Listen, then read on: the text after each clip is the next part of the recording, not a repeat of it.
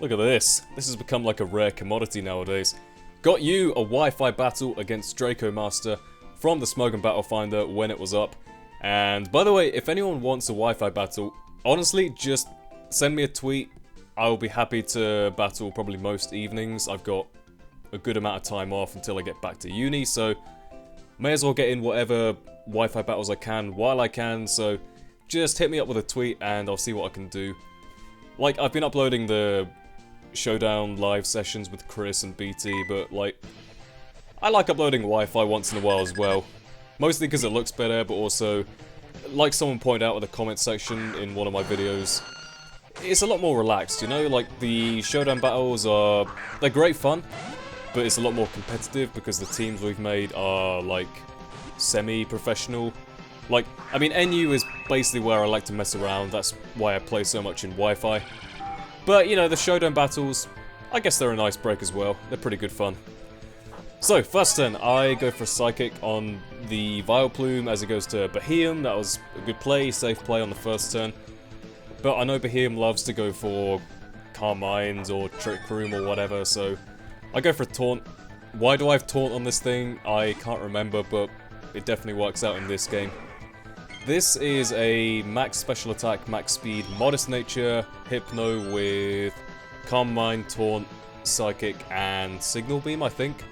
It's really weird, but it actually works out pretty well. It's like the only game it has worked out so far, but gonna go for a Psychic on the Relicanth. I expected to get killed this turn by like a Choice Banded Head Smash, but it turns out it's a more defensive set with Stealth Rock, which is fine. But now it goes to this thing. Look at this thing, it looks like Kina from FF9. Such a big fat blob, and it can take any hits from anything. Although, I tell you what, Low Kick. Low Kick is the move you want to use against this thing. I'll show you in a little bit, but gonna go for Psychic again because, I don't know, it was pretty close, so I thought I may as well try another one and see if I get like min-max variation to kill him, but nah, it turns out he Dragon Tails me out. That's fine, whatever. Unfortunately, I do get put out into my Baltoy, which is probably the only thing that can't kill this thing from that kind of range. I could go for Earth Power or Psychic, but I guarantee it would live from there, so just gonna get at rocks and watch as it rests all the way back to full. But, you know, now that he is staying in here, I thought he'd switch on this turn, but seeing that he wants to stay in and go for Sleep Talks, I figure, okay, now's as good a chance as any to go for a Rapid Spin. He's not gonna bring in Lampent and reset his sleep turn, so that works for me. Now go into my Leafeon, which is my physical wall, and I can take any hits from this guy. Now, I kept thinking, the whole time in the back of my head, I was thinking, he's going to bring in Lampent on this turn, because Lampent completely walls anything that Leafeon can do, and it's going to do some serious damage, so definitely did not want that to happen, but he goes to this thing, which I guess can take hits equally well as Lampent, and it's a more versatile sort of switch for him, but now I decide to go into my Baltoy. Don't really know what I was expecting, but he goes for Giga Drain. Maybe I was expecting a double switch of some kind, but definitely do not take that Giga Drain as well as expected. But now the plan is to go into Hypno because I feel like I can at least save that thing for later. And if he does manage to get up rocks again with Relicanth, then it's going to be handy to have. But yeah, Hypno can definitely take any hits from this guy, and I can try and set up if I want to, but I do decide to go straight for Psychic. Maybe expecting a switch, but like I said, what can Vileplume do to Hypno, really? Look at Hypno! What a beast! I think it has pretty good physical attack as well, so I'm very tempted to try some sort of, like, physical attacking. I think it might get Belly Drum, but I'm tempted to try that sometime. The only problem with Hypno is it's really slow, and it's got decent enough bulk, but getting up a Belly Drum and trying to sweep with a Hypno is not going to be an easy task, you know? Now he goes back to this thing. That is not what I wanted to see, so gonna go straight to my Leafeon once again, and like I said, no threat to Leafeon whatsoever. Unfortunately, it's gonna be a hard time actually taking this thing down, because Leafeon can take hits, but I can't do anything in return. I have Leaf Blade, and I think that's my only attacking move, so now he goes to this thing. Beheeyem is a powerhouse. For anyone who's ever been against Beheeyem, you know what it can do. But I go to my Dragoon here because, well, one, death fodder, but two, if he does decide to go for Psychic, I can probably get off one hit on him, so that's not too bad. So he does take me out there with a signal beam. That is fine by me because I can now go into your boy Sneasel. Sneasel is definitely one of my favourite sweepers in NU.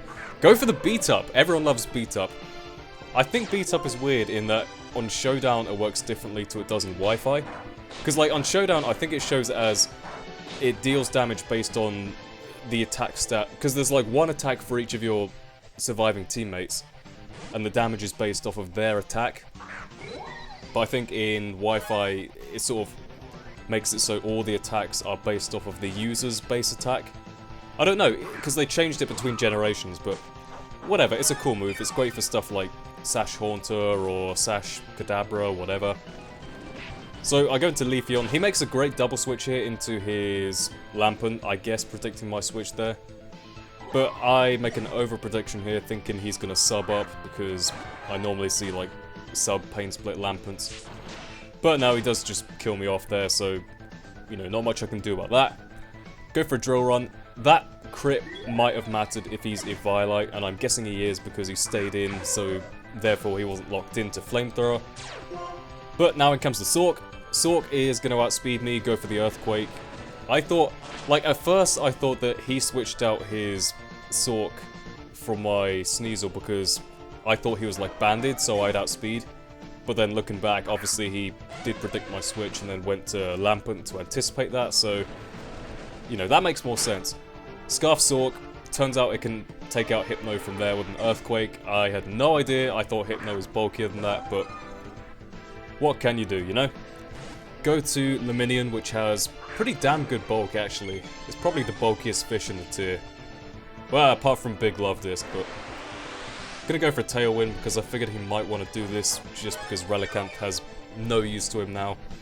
I can go for Surf next turn, take out this thing, and I'm standing pretty good. Got the +2 speed from Tailwind, and I've still got this thing, Sneasel, and I think one other left. But now this thing comes in, not what I wanted to see, because most of them do carry Trick Room, which is gonna make my Tailwind completely useless, but yeah, Surf actually does a pretty good chunk of damage considering this thing's Spec D, but he does go for Tailwind. That is going to cause me some issues, but I reckon Luminion can probably take one hit from this guy because he doesn't have any boosts. So I stay in, take the Psychic, and yeah, it turns out I can actually take that, which is pretty damn good. But I'm Life Orb, so I'd go down to Life Orb on this turn, and it's basically looking like it's going to be Sneasel versus Licky Licky and Zork. I thought I had another Pokemon, but apparently I don't, now that I think about it. So it's this thing, this big fat blob versus my Sneasel, and it's looking bleak, man, I gotta say. Sneasel is not known for taking any hits from anything. I've seen this thing die to, like, rapid spin kills, you know? It's frail as hell. But somehow managed to take a Body Slam from Licky Licky. I guess it's going to be fully defensive, no attack investment. And that means I can go for a Low Kick, do a pretty solid chunk of damage. I mean, I guess this was the special wall, but given that it's such a big fat blob, Low Kick does a huge chunk of damage, and I can take it out with an Ice Shard. Now the problem is, right, Sork comes in.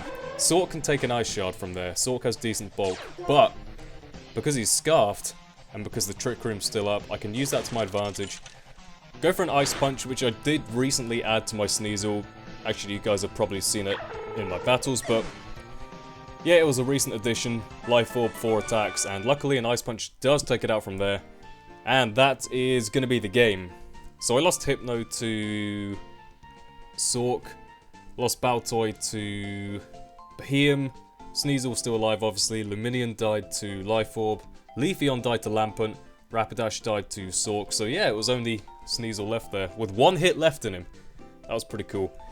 So I hope you all enjoyed. Like I said, follow me on Twitter. My Twitter is just the same as my channel name, Pyrotoz. And with that being said, I'll see you all next time. Goodbye. Oh, no! One little brief note to add at the end. I uploaded a match to the Pokemon GTS, which is Magnitude's sort of community channel thing. If you want to check it out, I'll link that in the video description. And with... I can't say it again, that's stupid. Goodbye.